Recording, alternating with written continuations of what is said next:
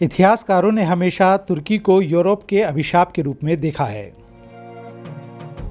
आज हम बात कर रहे हैं तुर्की की उस ऐतिहासिक भूल की जिसे सुधारने की अपेक्षा कट्टरता की मुहर लगाकर तुर्की ने अपनी संकीर्ण इस्लामिक सोच का परिचय दिया है।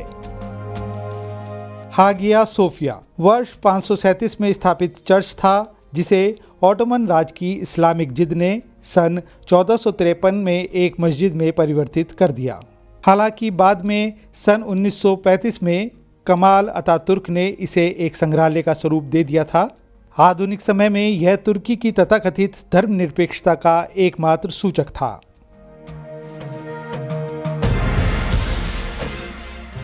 तुर्की के राष्ट्रपति रेचेप तैयप एर्दोआन की इस ऐतिहासिक चर्च को फिर से नमाज के लिए खोल दिए जाने की घोषणा के साथ तुर्की का तथाकथित धर्मनिरपेक्षता का मुखौटा भी उतर गया है।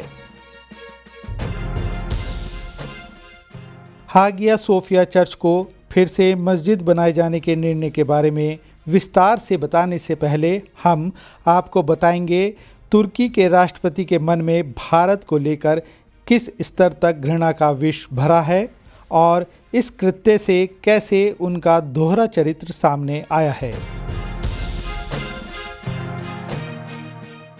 एर्दोआन ने हमेशा से भारत की धर्मनिरपेक्षता पर उंगली उठाई और भारत के प्रति जहर उगलने का अवसर ढूंढते रहे। कुछ महीने पहले दिल्ली में हुए सांप्रदायिक झगड़ों में दोनों समुदाय के लोग मारे गए थे, लेकिन एर्दोआन ने इसे मुस्लिमों का नरसंहार बताया। उस समय भारत की आलोचना करते हुए तुर्की के राष्ट्रपति ने कहा था, यह देश वैश्विक शांति की संभावनाओं को असफल करेगा। यह देश अपनी बड़ी जनसंख्या के कारण स्वयं को शक्तिशाली कहता है, लेकिन ऐसा है नहीं। इस्लामी कट्टरवाद से भरा एर्दोआन का एक्टिविज्म हमेशा से कश्मीर पर केंद्रित रहा है, जिसके बारे में वे अनर्गल बोलते रहे हैं। इसी वर्ष फरवरी में एर्दोआन ने पाकिस्तान की यात्रा के दौरान वहां की संसद को संबोधित करते हुए इस्लामाबाद द्वारा कश्मीर में प्रायोजित क्रॉस बॉर्डर आतंकवाद को सही ठहराया था।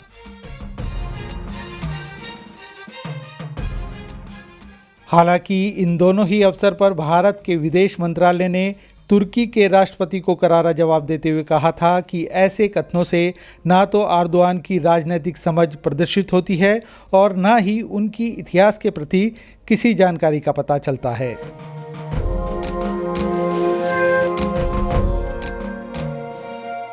हागिया सोफिया के संबंध में तुर्की के राष्ट्रपति द्वारा लिए गए निर्णय के बाद भारत की तरफ से उनके बारे में कही गई बात सही सिद्ध हुई है।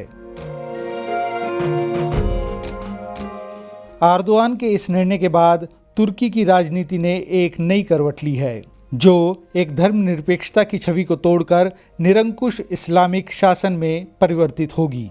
आने वाली 24 जुलाई को इस ऐतिहासिक स्मारक को जुमे की नमाज के लिए खोल दिया जाएगा, जहां इस विशाल स्मारक के अंदर नमाज पढ़ी जाएगी। एर्दोआन के इस निर्णय ने तुर्की के तथाकथित धर्मनिरपेक्ष आडंबर को एक झटके में गिरा दिया, जिसकी विश्व के हर कोने से भर्त्सना की जा रही है। यूनेस्को, यूरोपियन यूनियन के साथ साथ रूस के परंपरावादी गिरजा, जिन्हें ऑर्थोडॉक्स चर्च कहा जाता है, ने भी अपना विरोध जताया।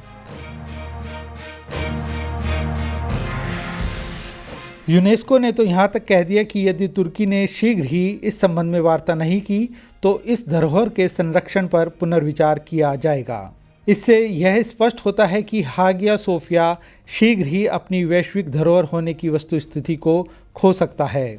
इसी प्रकार रूस के परंपरावादी चर्च ने भी एर्दोआन के इस निर्णय को निराशाजनक बताया। साथ ही अमेरिका, फ्रांस, साइप्रस और यूनान ने भी तुर्की के इस निर्णय की तीखी भर्त्सना की है। भारत के पास वह अवसर है जब तुर्की के दोगले चरित्र वाले राष्ट्रपति को दर्पण दिखाया जाए। यदि आपको हमारा ये वीडियो पसंद आया तो इसे लाइक करें, शेयर करें और चैनल को सब्सक्राइब करना न भूलें।